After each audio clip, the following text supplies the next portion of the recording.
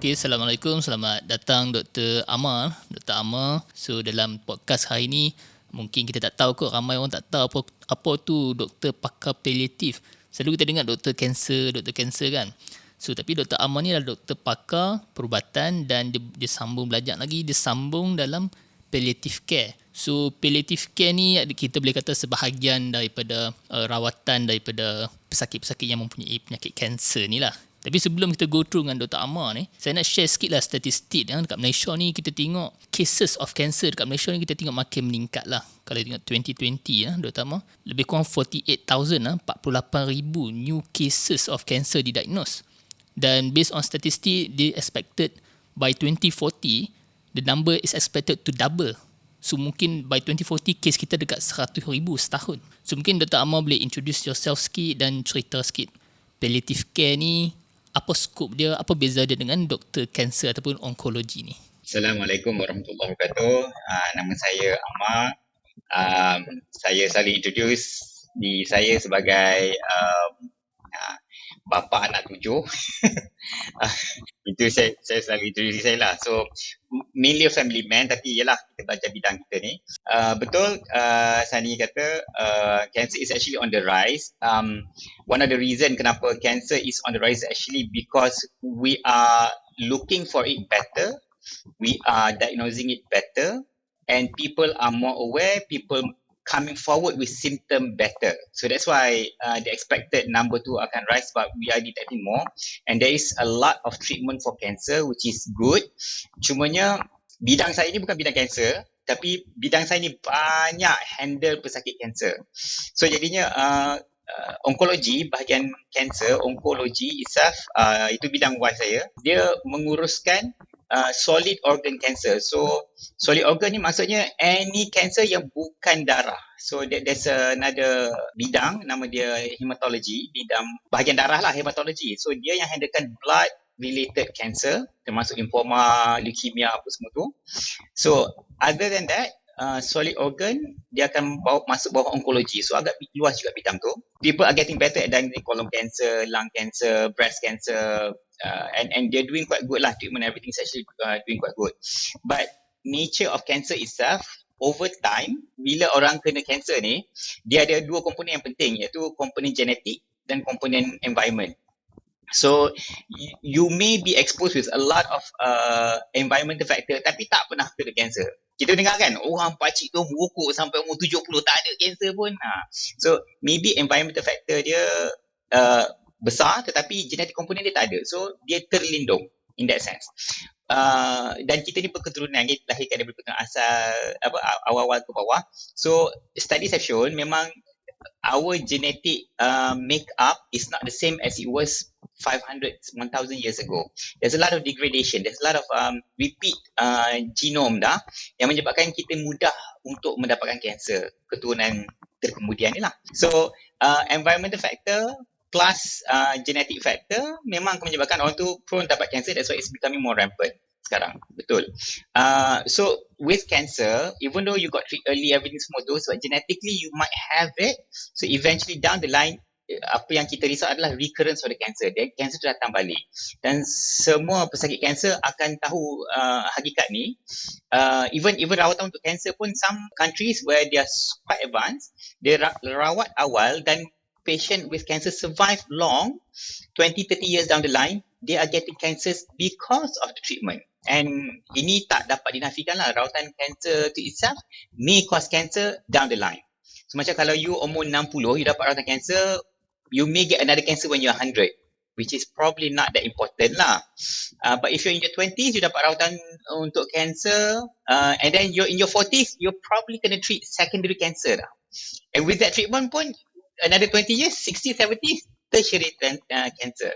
That is what's happening in the Western world nowadays lah, because they're picking up more cancer, they're treating more aggressively.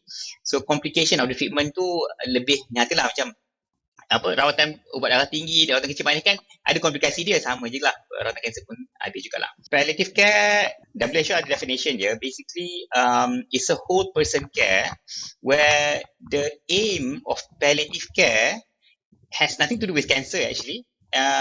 It's an alleviation of suffering for patient and their families within resources lah, with whatever resource yang ada lah. So palliative care ni dia ada generally we practice 4 domain dia, 4 bahagian manusia ni kita cuba uruskan. There's a physical domain which is sakit, lelah, mengah apa semua tu. There's a psychosocial domain yang pesakit kalau dia cikgu dia nak kerja balik cikgu, atau dia doktor nak kerja balik doktor, dan tapi dengan penyakit dia tu macam mana nak kita uruskan.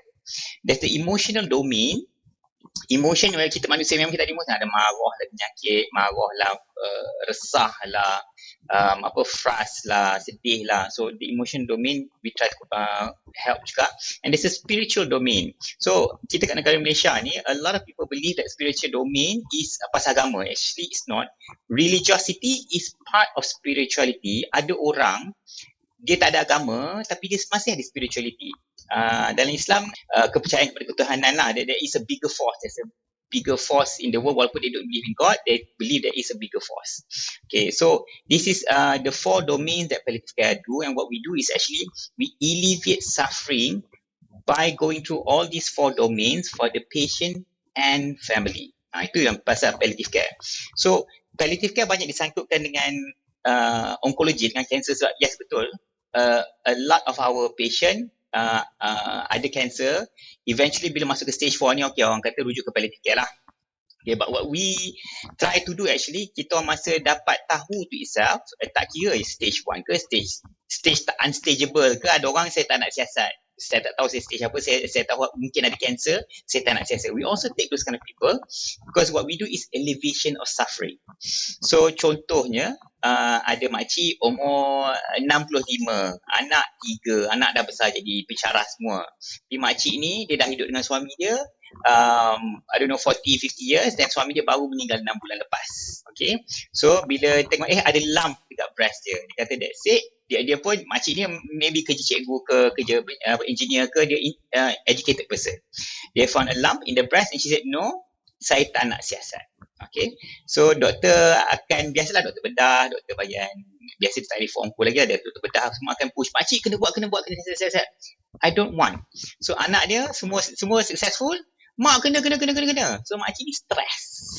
Makcik ni stress lah. Anak dia marah kat dia, doktor marah kat dia, kena siasat pun ni, kena boleh buat something. Breast cancer is actually quite manageable lah kan. Tapi she lost her husband 6 months ago. So kalau orang duk push kena siasat, yelah makcik tu dah lagi stres, dia lagi tak nak dengarnya, dia mengamuk lah, buat macam-macam agam lah. So if the service general surgery tu contohnya dapat refer ke palliative care, what we do is actually we sit down and talk to her. We try to assess from the 4 quadrant tu, the physical, psychosocial, emotional and the spiritual, what is causing her distress. So in her case, maybe she's having emotional distress, lost her husband 6 months ago. Maybe she's having psychosocial distress, anak semua successful, she's living alone, and husband partner dia 6 months ago dah tak ada. We try to alleviate that problem. Spiritual, maybe dia tengah menyalahkan Tuhan, kenapa ambil suami dia awal, padahal suami dia sihat je, maybe something like that. And maybe she has pain from the breast ke apa ke, from whatever back pain ke apa ke, yang tak di-address lagi, menyebabkan dia tak nak fikir dengan elok. So we try to assess the person, and then alleviate apa kita boleh. Dan sometimes bila kita borak-borak elok macam tu, okay, sebenarnya saya tengah sedih dengan suami saya, bagilah saya masih 2-3 bulan nak cerita tentang sedihnya. Anak-anak saya ni saya cerita pasal ayah dia meninggal ni, dia orang duk berebut harta ni apa semua, you know. All this can come up. We try to help with this, and then eventually patient tu, okay, sebenarnya saya nak rawat, saya tahu ni mungkin cancer, saya nak rawat, tapi serabut dengan benda lain. So if this kind of person initially was referred to palliative care, we got to alleviate what is causing her suffering, and then she now agrees for treatment, go ahead, buat investigation, buat siasatan. Kalau sesuai buat pembedahan apa semua tu, we will support her along the way, and if she's no longer have a life-limiting illness, then we discharge her. So that's what palliative care do. Tapi secara realitinya, what we normally get is stage 4 cancer, tak boleh buat apa-apa dah, refer palliative care. Kalau yang pesakit okay lagi, we usually the journey with the patient for 6 months, a few years sometimes, but usually Generally, when people refer to palliative care, they have 6 months to 1 year prognosis estimated, and then they refer to palliative care and we try to manage them lah, uruskan pesakit ni. Yang kita orang agak sedih ni lah, banyaknya daripada pakar perubatan, daripada pembedahan, nazak baru rujuk, so kita orang tempat 2-3 hari je jumpa, kurangkan sakit sikit dengan ubat kita orang, end of story. So what we do also as well afterwards, because pesakit mungkin dah meninggal, so what you do actually bereavement lah, tapi bereavement I have to admit lah, it's not that well done at the moment in Malaysia. We look after, like I said, palliative care, we alleviate suffering for the patient and family. So after patient pass away, the bereavement of the family, we also took into context juga lah. We call up that, how you doing, how you handling, because there's such a thing as a complicated grieving, which can cause effect to the person health lah. So that's what palliative care is. So dia tak semestinya kanser sahaja, dia boleh penyakit jantung, penyakit buah pinggang dah banyak dah sekarang ni yang decided not to go for dialysis, everything semua. So we take those patients in. That is generally what palliative care do lah. We don't deal with death sahaja. We deal with managing a person if they have a life-limiting illness, penyakit yang tak boleh sembuh, and the prognosis usually 6 months to 1 year. We tend to handle that. But if for some reason their disease boleh di-cure, boleh investigate, it's okay. We can go through them along the journey and we discharge them. That's generally about palliative care.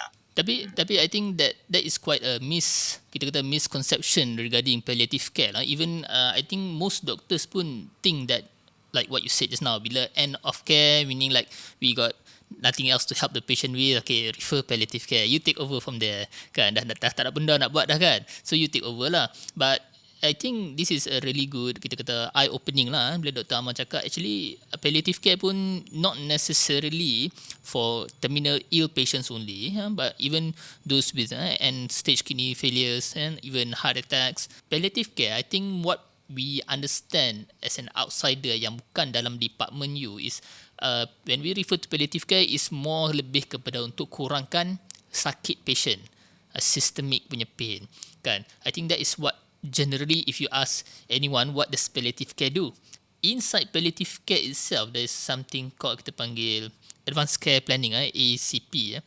Maybe doktor boleh sentuh sikit on ACP and also who is involved kan, ACP ni melibatkan siapa, and generally what is ACP lah. I think most of us pun tak pernah dengar lah regarding ACP dalam palliative care ni. Okay, saya cerita sikit. So ACP was coined, I think, about in the 1960s in America initially. If I'm not mistaken, I might be wrong. But when they found out not everybody boleh dirawat sama. Okay, so manusia bukan robot.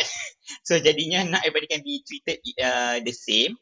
So what they found out, actually people's value differ, then people perception of treatment differ. So things evolve and everything. So that's why American certain states, their ACP is a legally binding document. So kalau you dah buat ACP, doctor, nurse, the healthcare professional have to follow that instruction because it's legally binding. Singapore made it legally binding, tapi being an Asian country, they found that there is a bit of a problem with it. Malaysia is not legally binding, tak ada dalam perundangan kita lagi, but we are going to roll out an ACP program. I think either this year or next year, nationwide. So what advanced care planning is actually not about palliative care sahaja, it's actually about you as a person. So apa kita nak is actually kita nak a person makes a decision about his or her health. So budaya kat Malaysia ni, buat doktor buatlah yang terbaik. Kalau saya ada kereta Alza saya 16 tahun, saya bawa ke mekanik, saya kata mekanik buatlah yang terbaik. Mekanik kata hantar pergi lupuskan je lah, dah 16 tahun dah Alza kau ni. Tak sesuai lah kita nak kata je dekat orang. So the wording buatlah yang terbaik tu, sebab people thought that doctors knows best. We do know a lot. We probably don't know best because we don't know you. Okay, so advanced care planning is to understand for the healthcare worker to understand your value. Contohnya, saya bagi contoh, kalau seorang macam tadi, saya bagi contoh seorang makcik, anak 3 orang, suami meninggal. So kalau kalau makcik tu, okay, she got breast cancer. She wanted to be treated, but she's just frustrated dengan what's going on with her life at the moment. Okay. If we had known that value for her, she wants to be treated, then we would go ahead and treat that. So kalau if she had a conversation, so ACP should be done with a professional healthcare juga. You be trained to do ACP juga lah. So if she had a conversation, the children knows that this woman want to be treated. Tapi for some reason dia resistant at this point. Yang sebelum baru meninggal 6 bulan kan. So we understand her value is to get treatment. Tapi kenapa dia resistant ni? So there is a problem. So kena identify apa problem tu. So contoh another example lagi. So contohnya seorang pakcik umur 70 mungkin. Isteri ada lagi anak 6 orang, ada kecil manis lama dah, dan dia start ada kerosakan buah pinggang. So dia dah ada kerosakan buah pinggang mungkin 5 years ago, tapi tak sampai ke peringkat dialysis. So at that point, 5 years ago, people start to have conversation. Do you think dialysis is something you want to do? So 70-year-old, if you tanya rata-rata Malaysian lah, 70-year-old, okay, 5 years ago, 65, you had conversation, do you want dialysis or not? Most people will say yes. But when you reach 70, people will say, nak dialysis ke tak? Orang kata, tak sure lah. Kan? But, so then again, if we know this person value, so say, kata kalau pakcik ni umur 70 dah, his daily activity is going to the masjid, which is very important to him. Okay, 5 waktu dia boleh pergi ke masjid. He's strong, boleh berjalan, everything semua. And that is very important. Anak dia dah kata-kata, 6 orang dah kata, cucu pun ramai apa semua. But he's independent, wife dia pun independent. And his value is, I have to go to masjid. This is very important to me. So, if you talk to any nephrologist, this person wants to do dialysis. Dia belak-belak-belak. 5 years ago nak buat dialysis. Belak-belak, important for this person is actually going to masjid. So, maybe hemodialysis, kena hangkut pergi ke tempat dialisis 3 kali seminggu tu akan kacau dia nak pergi solat ni. So maybe we can change it to a CAPD, continuous dialisis di rumah tu, yang dibuat kat rumah, dia buat 4 kali sehari, tapi dia boleh pergi masjid semayang. Dia buat sebab it's 4 times a day, the exchange takes about 1 hour only. So kalau you ada this discussion, this advanced care planning, nobody will question, 70 nak dialysis ke? Yes, I want the perut punya dialysis air tu, because I can go to masjid and continue my prayer, which is important to me. So that's why when you have advanced care planning, people understand who you are, and people can adjust the treatment to who you are. Okay, so I give another. Usually ACP ni, we dua benda yang kita orang akan sentuh, which is quite important, is actually about CPR and intubation. So CPR ni cardiopulmonary resuscitation, which is kalau drama swasta tu yang tekan dada tu kan, nak hidup orang balik kan. Actually, success rate of that is actually about 5 to 10% sahaja. And 5 and 10% alive, bukan 5 and 10% well. So those people who actually come out well is actually lower. So jadinya, if you have no illness and you had an ACP done, if I suddenly become unwell, I do not want to be bedbound connecting to tubes where I might be alive, but I have no control over myself. Dia macam vegetative state, maknanya dia macam orang sedar boleh buka mata tapi bercakap tak boleh, kencing semua kena pakai tube, makan pun pakai tube. Kita kata no quality of life lah kan. Walaupun you're alive, you don't have the quality of life anymore lah. That comes again, Sani, bergantung juga sebabnya. So if you kata this is not something you want, tapi you sihat, tak ada penyakit apa-apa, then suddenly you kena accident and your heart stop and you had a CPR done, and then katakan you dah married, everything semua, muda lagi 30 plus, you sampai hospital, they were able to bring you back to life. You're alive with the assistance dengan machine apa semua. Okay, reasonable. They cut down, you're breathing on room and everything, but you're stuck, brain damage, you're lying there, and your wife pernah ada this conversation with you that if I become like this is not the life I want. So it's actually okay to approach the healthcare professional. My husband had this discussion with me before, ideally documented lah kan, tapi nak buat macam mana, we're going towards that. So if you talk to your healthcare worker, this is not my value to to be vegetated like this, to be supported like this, you can talk to your doctor. Maksudnya, when we may withdraw treatment, kita tak bunuh dia, kita taklah bagi ubat menyebabkan dia meninggal. No, we withdraw treatment and we let nature run its course. Because if we go back 160 years ago, if somebody kena langgar, katalah 160 years ago, ada kereta kan, kena langgar and you had brain injury, chances are you're gonna die. But now with advance of technology, you are still alive, but is this the value of living that you want? So when you have an ACP, you let your family members know and everything, they boleh tahu, oh, this is not what I want.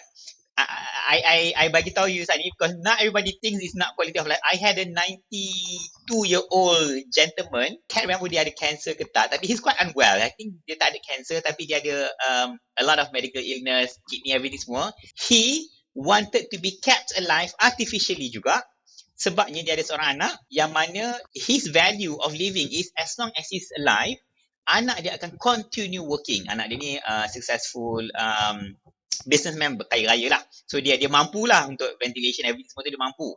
So we sat down and we discussed with this anak, but everybody said he's 90, what are you doing? It's pain for him. But we sat down and talked to the son. The son said, actually, I'm working because my father is still alive and he knows that, and he told us that to keep him alive regardless, because he want me to continue to be successful. So for that man, walaupun dah intubated masa tu, I don't know whether he survived for 1 month lah dekat ventilated dekat general ward, bukan kat ICU tau, ventilated kat general ward. Survive 1 month. We had to talk to the primary team and everything semua tu. This is the value of this person. Kita take into consideration resources jugalah, take into consideration juga resources, everything. And dia survive lah for when I left, he was still alive. I don't know whether he's still alive after that or not. But 1 month in the ICU and kept him alive on minimal life-sustaining treatment. Sebab resources kita kena be fair. And he was kept alive because that was his value. He wanted to be kept alive regardless. And this conversation happened, this 92-year-old, he had a conversation long ago with the children lah. And they are aware what the father wishes were. And even though it hurts them, they kind of don't agree for themselves or their families. Tapi this old 92-year-old, dia kata, do this to me. Dia punya value dia, as long as he's alive, the children will be well. That was his value. So we understood that, we work with it, negotiate and everything. So, I mean, he had an advanced care planning done, and our role is actually to assist with that. So that is understanding the person value is part of advanced care planning, to understand what is your value, and your value changes. Okay, I have 7 children, so my value when I had no children and my value when I have 7 is completely different. So that's why advanced care planning is not a document you tulis je and set in stone. No, it's a conversation with your loved one, your family, and ideally your healthcare workers, so that they understand your value and where you are. So another component of ACP is actually a decision maker if you're not able to make decision. So that's also important. So macam orang assume kalau you dah kahwin, bini buat keputusan lah. Okay, 21 years married and I know my wife kind of knows me, but she really doesn't understand what my wants are. Different lah. So jadi you can ideally in our Asian society, our Asian culture, kita akan letakkan keputusan untuk buat keputusan tu adalah ke atas isteri. But certain culture, certain families kita tahu yang buat keputusan sebenarnya pak mertua, yang buat keputusan sebenarnya ayah kita kalau dia orang still around lah, ataupun adik-beradik, abang long yang buat keputusan sebenarnya. So who makes a decision about your health choices if you're not able to? Kalau kita sendiri sialah macam head injury, tak boleh nak sedar apa semua tu, then you can't make a decision. Ataupun yang common dekat Malaysia sekarang, taklah common sangat tapi getting more common, is actually dementia. Kita dah jadi makin nyanyuk. So kalau kita dah jadi makin nyanyuk, in your 60s you're starting noticing alamak ada problem, ingatan tak ingat, then your 65 getting a bit more worse. It's a good idea having a conversation with your family who's going to make a decision for you. Healthcare decision. Berkongsi cerita, I had a 73 kot. Pakcik ni has cancer. He doesn't want to know that he has cancer. Tetapi dia dah buat pembedahan, dia dah buat chemo. Kenapa? Sebab dia dah make a decision, my illness, decision maker is going to be my son. So dia kata, apa-apa masalah, dia salahkan anak dia. So he make a decision. Dia farmer, orangnya not that well educated, sekolah rendah pun, maybe sekolah rendah saja. He knows his ability, so dia tahu dia tak akan faham doktor terang apa-apa. So dia nak keputusan pasal my health is my son's decision, to make that decision. So he follow je lah whatever son dia buat decision. Because the son understand the conversation with doctor more. So dia buatlah surgery, everything, buat berdapur, everything semua tu. Because when I met this pakcik, I was like, pakcik, ya ke nak buat benda ni? Oh doktor, saya tak nak tahu pasal penyakit saya. Semuanya bagi tahu kanak lelaki saya, dia buat keputusan, saya ikut. And he had a laparotomy, dia buat pembedahan perut, buang usus apa semua. I'm like, wow, pakcik percayanya dekat anaknya. Because who went through, yes, he went through a big surgery based on his trust to his child. Again, it's about value, and when you identify that person to make decision for you, okay, you trust lah that person. For me, it will be my wife lah. Tapi for other people, if you have a wife, fair. Kalau you ada husband, fair. Kalau it is culturally kita expect. But if you go through, talk to the families, ramai je partner ni sebenarnya, katakanlah suami yang cedera, isteri nak buat keputusan, dah dia kena consider ipar-ipar dia tu. Apa kalau mak mertua tu ada dia buat decision, alamak boleh ke tak.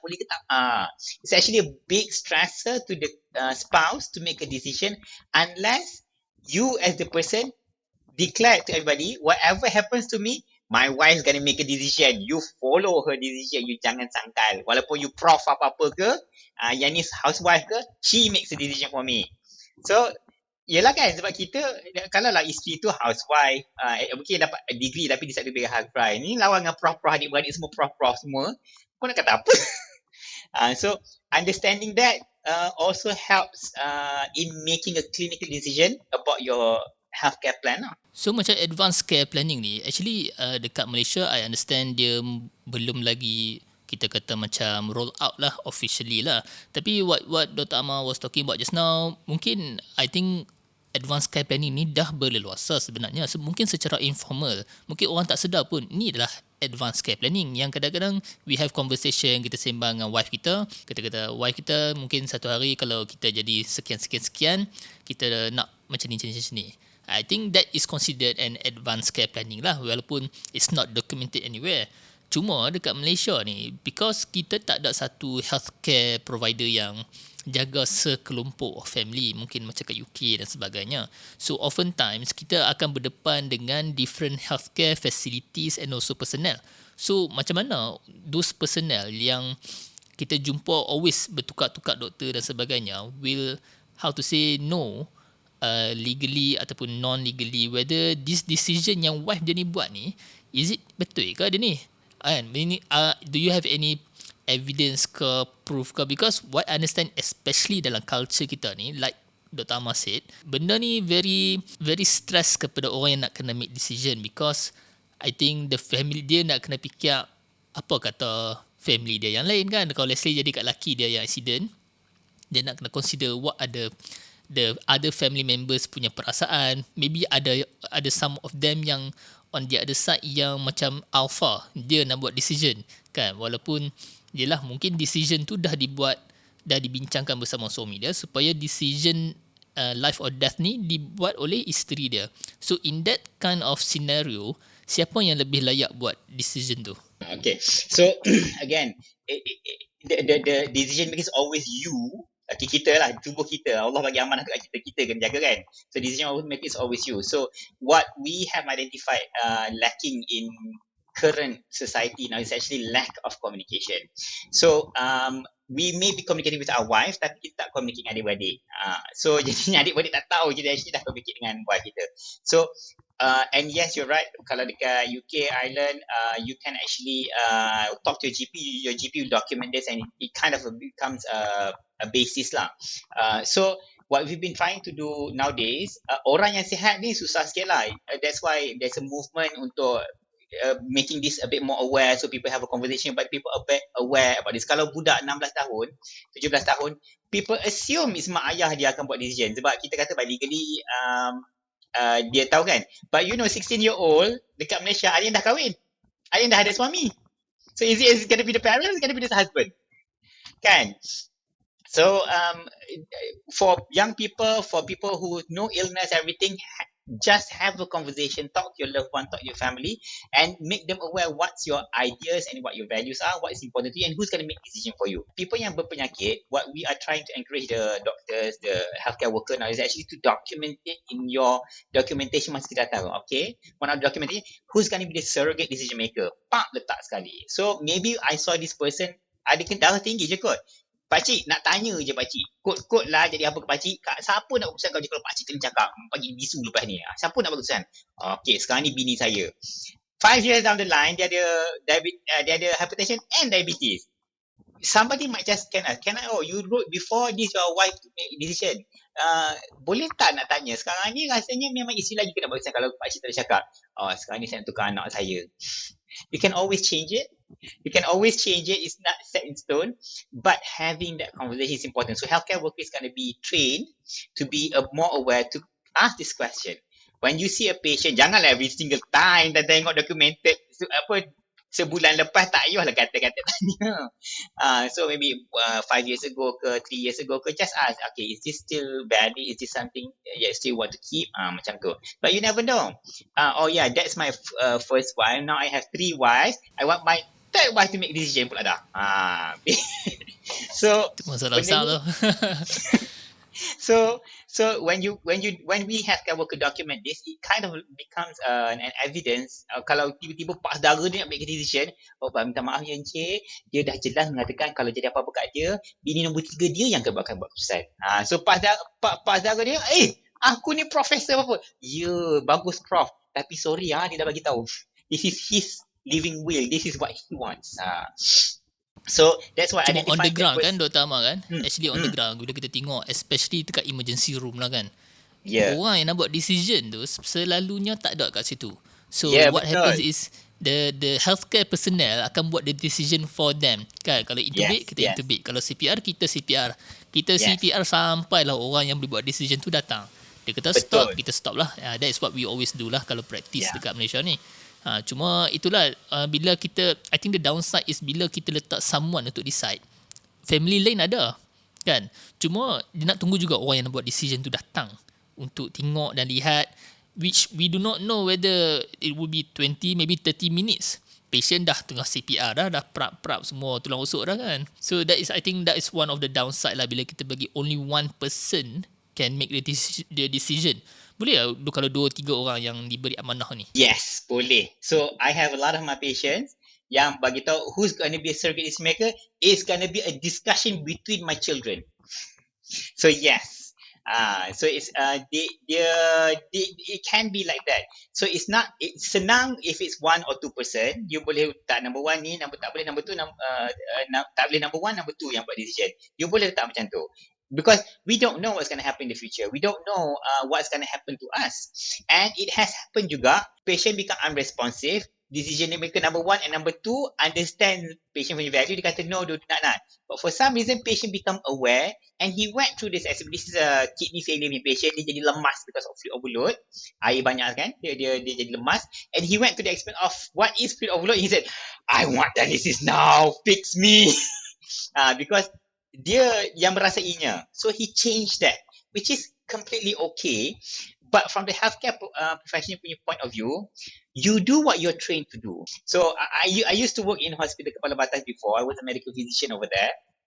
And kebetulan jugalah a patient yang end-stage renal failure, I kenal kebetulan, tapi my junior doctor yang tengok dulu, dan dia naik dah ke ward, dan dia kata she didn't know, dia tengok pesakit ni betul lah critical, dia nak intubate and everything. I said okay lah, I tengah round acute, dia patient tu masuk subacute sebab memang there was a bit of discussion, dia tak nak aktif bla bla bla semua tu, tapi she felt that this cannot lah, the bicarb the acidosis is too high, have to intubate, have to save his life. Dia pun lalu je kat bos, I nak intubate orang ni, bicarb ini, okay, I kata. So but kebetulan I dah nak intubate, I dah habis round the acute, I pergilah nak intubate ni, kita tengoklah set, tengok pakcik, don't intubate this one I know. So I start my medication to alleviate his breathlessness. He regained consciousness when he's left the kidney. He regained consciousness.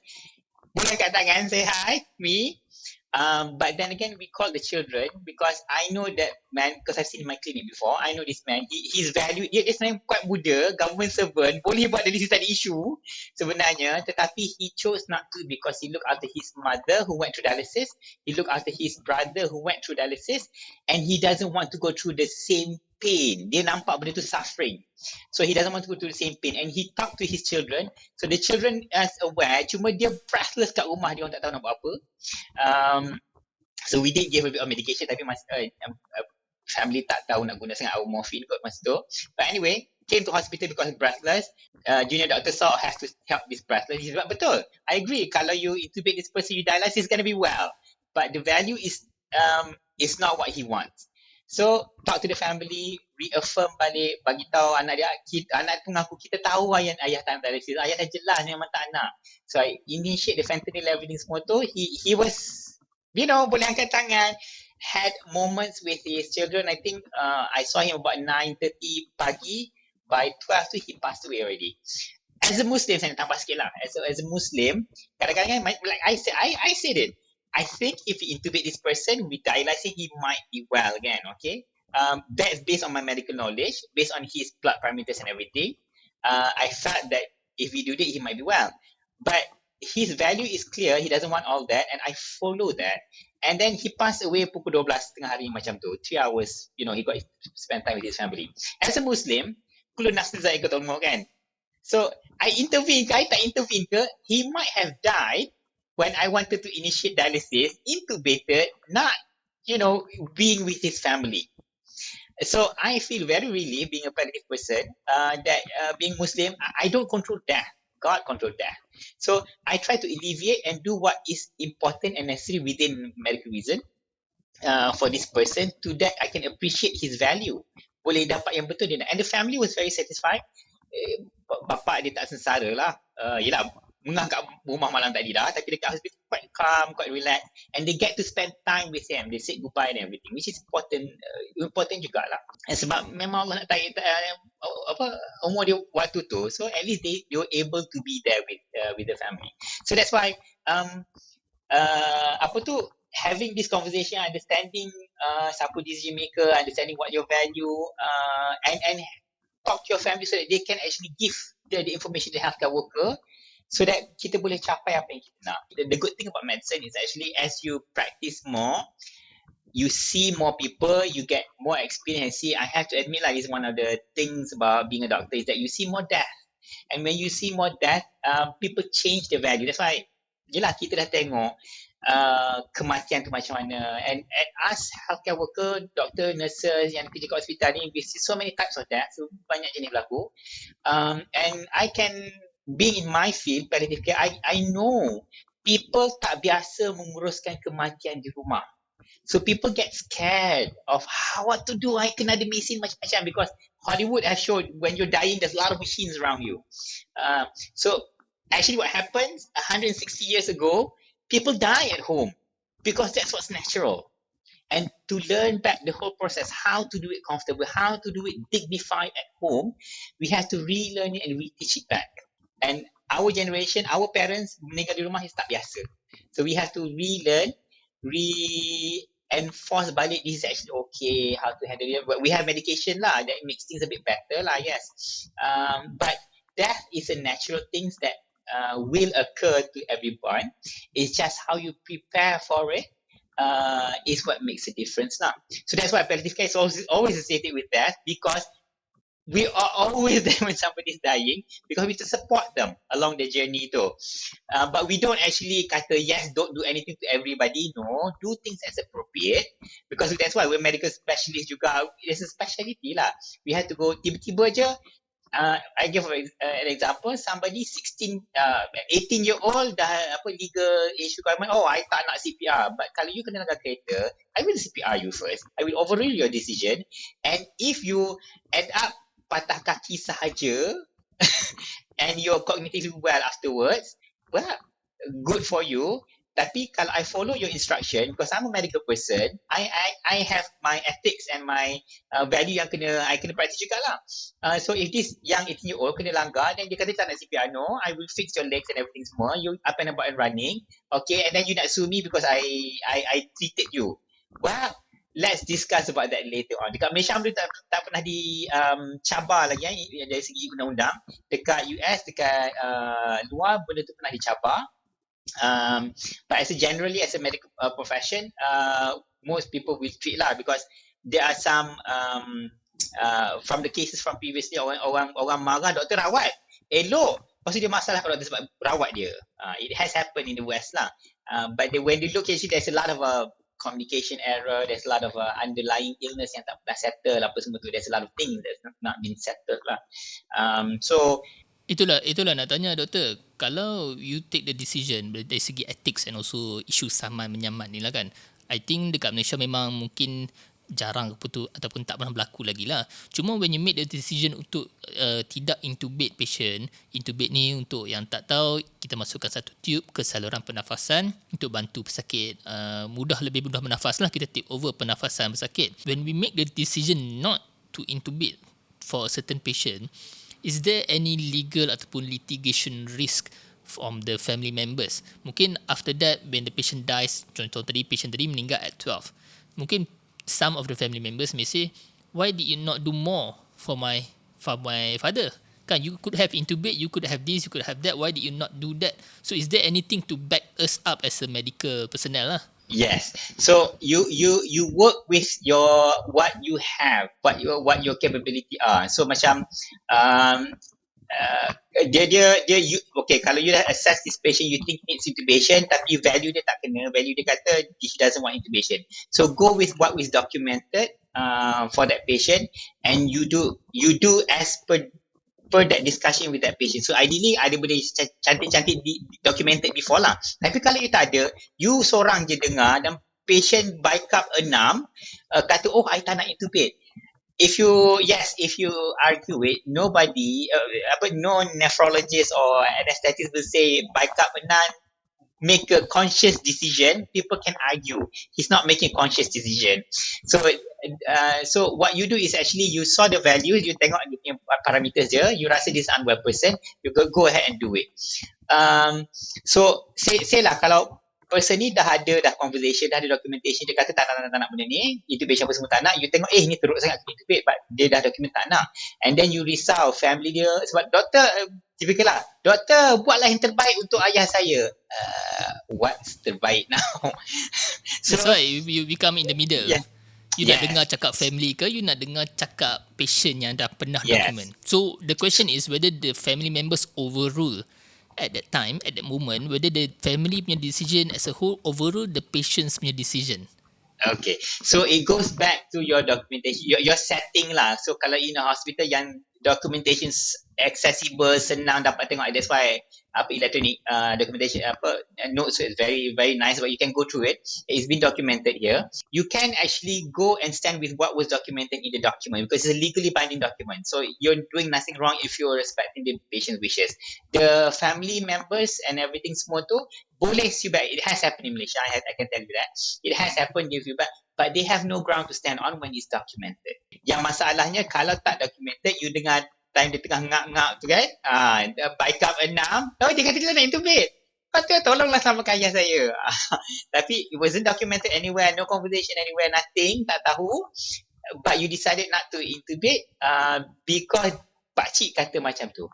What you can do at that point is actually call in your bosses. There is no other better time to call in your bosses, pukul 2 pagi ke 3 pagi ke, and you discuss je with your bosses, choose your superior. Even I might be a palliative physician in training at the moment, tapi I still have my boss. So if I have difficulty, I call up my boss, not to shift responsibility, untuk get a senior, a more experienced person opinion. And I can tell you most of the time when patient saman balik sebab ni semua, most of the time it's actually poor communication, attitude, behavior, doctors, nurses and everything towards the family.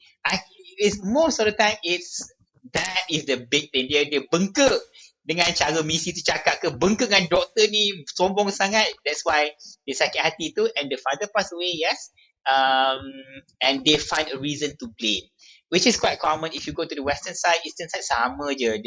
The usual reason is actually because there's a breakdown in communication in between. So I think banyak dah kita go through dalam podcast hari ni. Kita go through a lot of things about cancer, ACP, benda-benda very important things that is a bit hard conversation lah untuk kita bincang dengan spouse ataupun family members kita. Tapi I feel that perbincangan apa akan berlaku dekat kita apabila kita tak dapat membuat keputusan waktu tu. I think that's a very important topic. Mau ke tak mau, kita as adults, kita have to have this difficult conversation lah. And insyaAllah mungkin orang yang tak tahu, Dr. Amar ni juga adalah seorang professional bodybuilder. That's why, but regardless of his status as a bodybuilder, I think I totally agree lah dengan your statement regarding the muscle mass, because kita tahu those patients above 60, 65, the major risk factor ataupun the major cause of death is actually following a fall. Once they fall, they break a hip, they become bedbound, and that's when everything goes to where lah kan. So I think building muscle is a good way to mitigate all those risk factor. So saya harap all those yang listening start to do your medical checkup, start to do your screenings, and we have a lot of screenings that maybe we can go on about it in another podcast. For example, breast, kita ada a specific way to screen for breast cancer. Colon cancer, we have a specific way untuk kita screen colon cancer, and bukan semua kita screen menggunakan ujian darah, tumor markers tu. Ada role, tapi if it's abnormal doesn't necessarily mean that you have cancer yet. So I think that's about it for this podcast. So I want to thank Dr. Amar sangat-sangat untuk memberi kita kata knowledge lah yang kita kata susah nak dapat ni, nak sembang dengan doktor pakar dekat klinik sejam lebih macam ni memang tak dapat lah. So I think it's a very good opportunity lah. InsyaAllah Dr. Amar boleh join kita lagi dalam podcast yang seterusnya lah.